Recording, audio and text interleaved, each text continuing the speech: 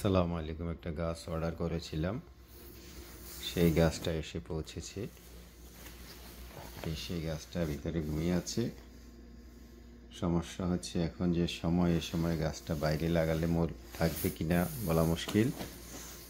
বাইরের টেম্পারেচার অত্যন্ত ঠান্ডা, কিন্তু এটা ঘরেও রাখা যাবে না। ঘরে রাখলে, অর্থাৎ এটা ইনডোরের প্ল্যান্ট না, এটা বাইরেই রাখতে হবে। তারপরেও রিস্ক নিয়ে এটা গাছটা রোপণ করে দিব ইনশাল্লাহ। এই জায়গায় দেখা যাক কী হয়। একটি লতা জাতীয় ফল গাছ। আমার এই পাশে ডালিম গাছ, আর এই পাশে হচ্ছে এটা কি গাছ, এশিয়ান পিয়ার বা আমাদের দেশে নাশপাতি বলে। এই দুইটার মাঝখানে আমি লাগাতে যাচ্ছি, দেখা যাক কি হয়। এই যে গাছটা বিসমিল্লাহ করে রোপণ করে দিলাম। এখন দেখা যাক উইন্টারে টিকে কিনা। তবে এটা আউটডোরের গাছ, যদি টিকে তাহলে আলহামদুলিল্লাহ।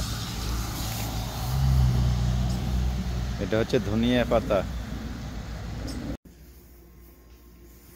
আসসালামু আলাইকুম। একটা গাছ অর্ডার করেছিলাম, সেই গাছটা এসে পৌঁছেছে। সেই গাছটা ভিতরে ঘুমিয়ে আছে। সমস্যা হচ্ছে এখন যে সময়, এই সময় গাছটা বাইরে লাগালে থাকবে কিনা বলা মুশকিল। বাইরের টেম্পারেচার অত্যন্ত ঠান্ডা, কিন্তু এটা ঘরেও রাখা যাবে না। ঘরে রাখলে, অর্থাৎ এটা ইনডোরের প্ল্যান্ট না, এটা বাইরেই রাখতে হবে। তারপরেও রিস্ক নিয়ে এটা গাছটা রোপণ করে দিব ইনশাল্লাহ। এই জায়গায় দেখা যাক কী হয়। একটি লতা জাতীয় ফল গাছ। আমার এই পাশে ডালিম গাছ, আর এই পাশে হচ্ছে এটা কি গাছ, এশিয়ান পিয়ার বা আমাদের দেশে নাশপাতি বলে। এই দুইটার মাঝখানে আমি লাগাতে যাচ্ছি, দেখা যাক কি হয়।